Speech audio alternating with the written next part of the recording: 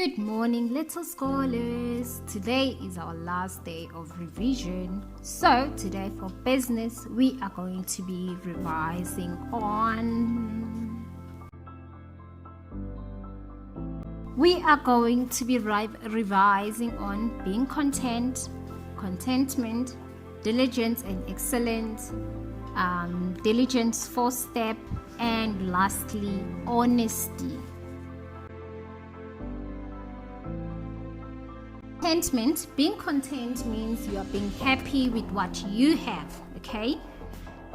So, how many times have you guys seen a TV ad that says you must have that toy, you must have those clothes, or that game? Everywhere you look, people are saying you need things to make you happy. If you don't have them, they say you are missing out. They make it hard to be content with what you have. But the Bible tells a different story. If we check out 1 Timothy verse 6 to 10, it tells us that Paul says all that we really need is clothes and food. We can be happy with the basics. If we have more, that's great. Either way, our happiness doesn't come from things, but comes from knowing God is taking care of us. People who love money and things, they fall into a trap that ruins their lives forever. Okay? Because when you get those things, you want more. The more you want, the more you get, the more you desire. And that is a trap that never ends. It goes on and on and on and on.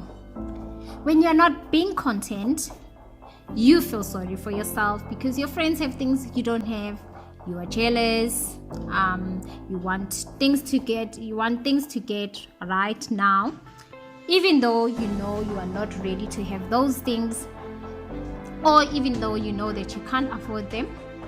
Okay? That's the unfortunate part, guys. You're not being content with what you have. There's a secret of being content though. Learning, it takes time. Paul knew that. I know what it is to be in need, and I know what it is to have plenty. I have learned the secret of being content in any and every situation. That's Philippians 4 verse 12. Here's the secret. Contentment doesn't just mean learning to do without things. It's trusting God no matter what the situation you are in.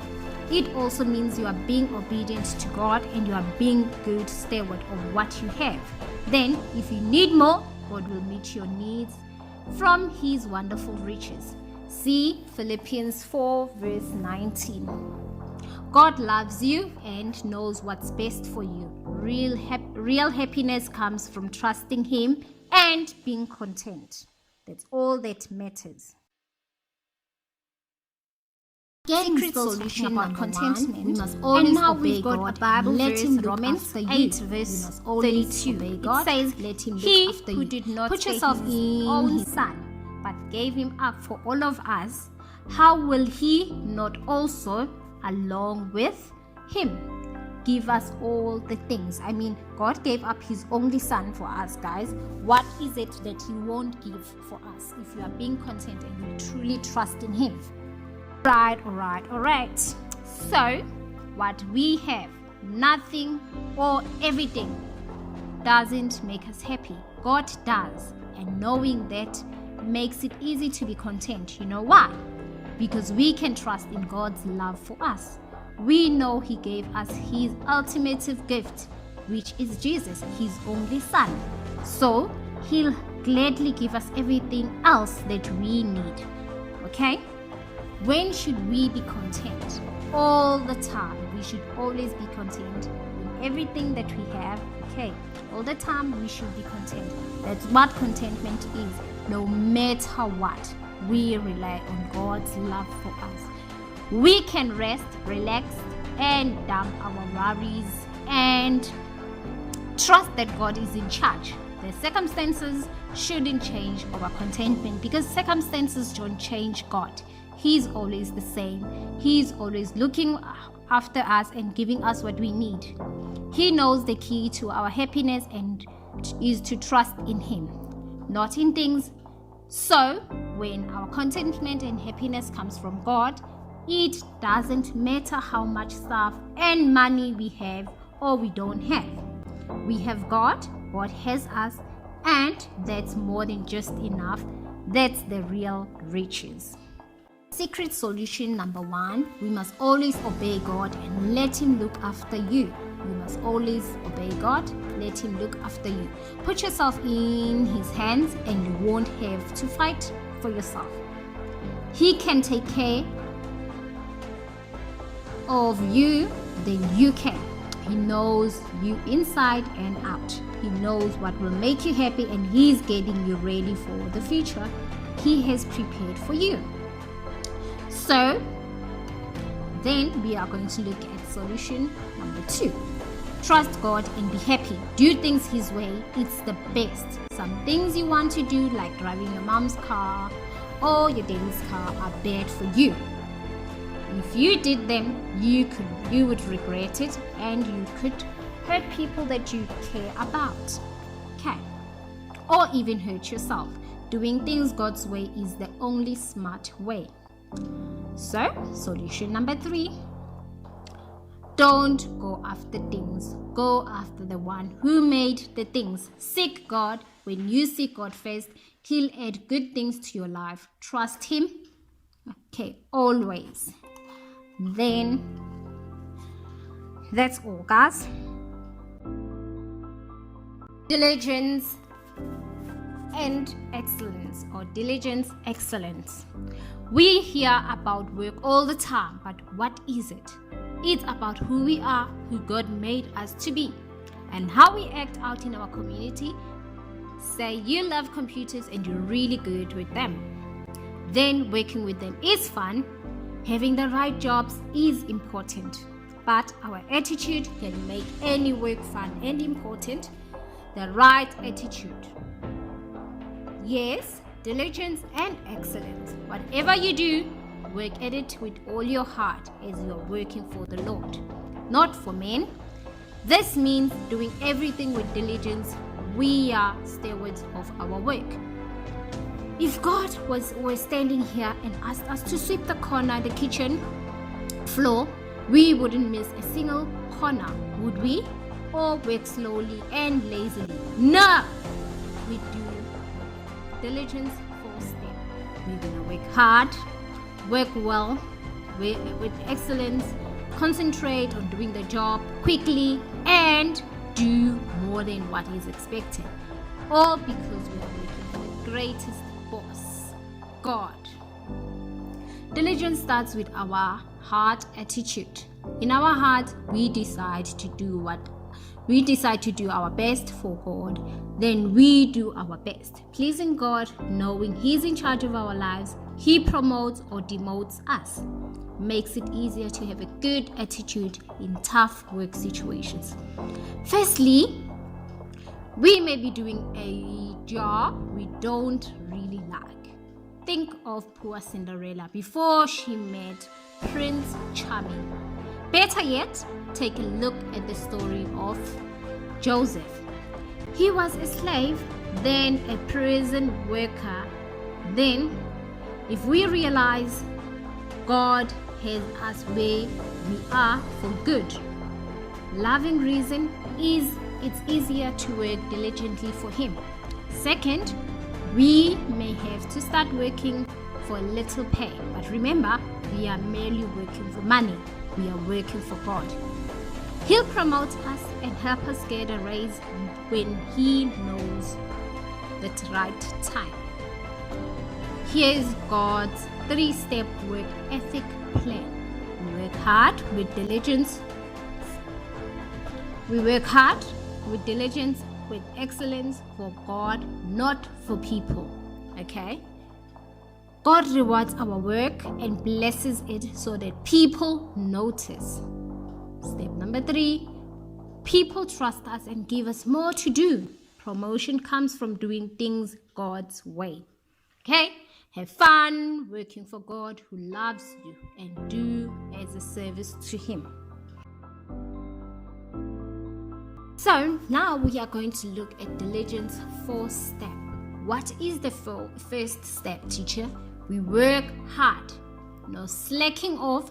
If we are asked to do something, we have to do it with good excellence and diligence. Okay, if I asked you to sweep the floor, we get the broom and the dustbin, we clear the floor to get all the corners, we sweep in all organized way so we won't miss a single thing.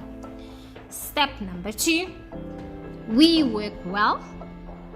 We don't slough over the corners or skip bits of sweeping around the objects, hoping there's nothing under them. We don't sweep the dirt under the mat. It all goes into the dustbin and it is dumped in the garbage with no spills. We do the best job we can. Step number 3, we concentrate and work quickly. We start right away and focus on the job. We don't get distracted. Work slowly because we are thinking or stop to chat. We do the best that we can in the least time. The last step, we do a little extra. We put everything back carefully. We even dust the chairs, the tables, or sweep the counters or wipe the counters. We do something we weren't even asked to do. Sounds simple, right? Sure it is. It's extra work, but it's worth it. Diligence is made up of little things. Clean the mirror after splashing it. Wipe the globes of the toothpaste out of the sink and globes out of the toothpaste out of the sink. Then de-sheet the bed on the laundry day and make our homework neat. Our schoolwork must be neat. Do your diligent first-step work when you're given a task to do at school. Okay. And did you know that diligence pays? Diligence is a way to make our time worth more. Then we are paid more. Another way is to get training and education to increase our skills. Then we can do jobs that are worth more and pay more. I don't mean that diligence pays just money. There is more to it than just dollars and cents. Diligence makes life easy. It doesn't take much effort to put away a shirt when we take it off. It takes a lot more effort to clean a week's worth of clothing, of work, of the floor, and save big effort by making a little effort now. The satisfaction of a job well done feels great. Doing a good job and having people like it is wonderful. Diligence is also a character thing. We are diligent, working for God. Our attitude toward people changes.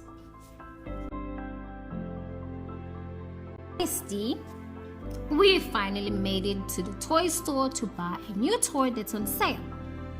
The clerk charges full price. This is supposed to be on sale, you say. Oh, sorry, the sale ended yesterday. Oh, you sadly give her the money that she asked for, and she gives you five. She gives you a 5 and a couple of ones with your change. You walk away trying to figure out she should have only given you ones. You got the toy for the half price like you've seen it on TV, okay? So what's the deal? Or what is it? What would you do in this situation? Do you take some of the money back to the store or do you keep the money with you? Honesty is a key foundation for our lives. So it's so important because it's what God is like. In fact, we know from the Bible that God is the truth. Honesty means always bringing out the whole truth in what we do and say, even admitting things that might get us in trouble. It's not only about truth and lying or cheating, it's also about making sure we are fair. Do our best work and follow what God has shown us to do. It's being like God. God's the greatest artist. Artists put themselves their likes and dislikes, beliefs and way of looking at things into their painting, they can't help it. Their art expresses who they are. Everything God made expresses who He is. 2. He made the world to work in ways that are like Him. That means, because of God's truth, everything works best with honesty. Our relationships, money, words, actions, everything. When we choose honesty no matter what, we show that we trust God and want to do things His way. That's a very smart thing to do, since His universe works that way too. The integrity of upright guides Him, but the unfaithful are destroyed by their duplicity. Proverbs 11 verse 3. It also shows that we know God, we take care of, and He will take care of us. Honesty protects our friendship and makes us trustworthy. It leads to good friendships and good reputation. So, what do you do about being given the wrong change? Simple. You return the $5 bills and enjoy the surprise on the clerk's face. Then you smile on your way home. It's easy peasy, lemon squeezy. So we always tell the truth and we always be honest. Blessed is the man who fears the Lord, who finds great delight in His commands. His children will be mighty in the land. The generation of the upright will be blessed, and wealth and riches are in His house, and His righteousness endures forever. Even in darkness, light draws for the upright. For the gracious and compassionate and righteous man, God will come to him with His generous hand lends freely, and who conducts his affairs with justice. Surely he will never be shaken. A righteous man will be remembered forever. He will have no fear of bad news. His heart will steadfast, trusting in the Lord. His heart is secured. He will have no fear. In the end, he will look in the triumph of his foes. He has scattered abroad his gifts to the poor. His righteousness endures forever. His horn will be lifted high in honor.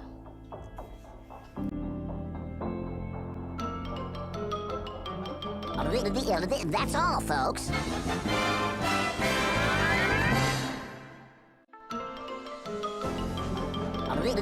That's all, folks.